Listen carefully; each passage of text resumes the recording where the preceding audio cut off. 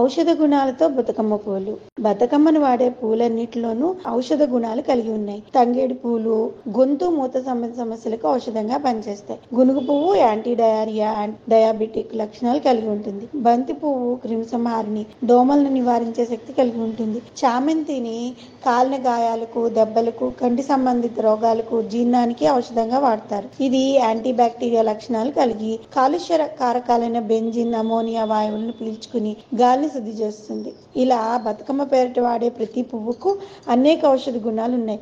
ఈ పువ్వులన్నింటినీ గోపురంలాగా పేర్చాక పైన గుమ్మడి పువ్వు గొడుగు పెడతారు. తమలపాకులో పసుపుతో చేసిన గౌరమ్మను ఉంచి పక్కనే దీపం వెలిగిస్తారు. పసుపు సుసూచకం కదా, అంతేకాదు క్రిమిసంహారిణి కూడా. ఇక దీపం జ్ఞానానికి సంకేతం. అది గాలిని శుద్ధి చేస్తుంది, క్రిములను హరిస్తుంది. బతుకమ్మలోని పూలకున్న ఔషధ గుణాలు నిమజ్జనం సందర్భంగా నీటిని కూడా శుద్ధి చేస్తాయి. నీటి ద్వారా వచ్చే రోగాలను హరిస్తాయి. 9 రోజులు జరుపుకునే బతుకమ్మ పండుగలో ఎన్నో విశిష్టతలు దాగి ఉన్నాయి.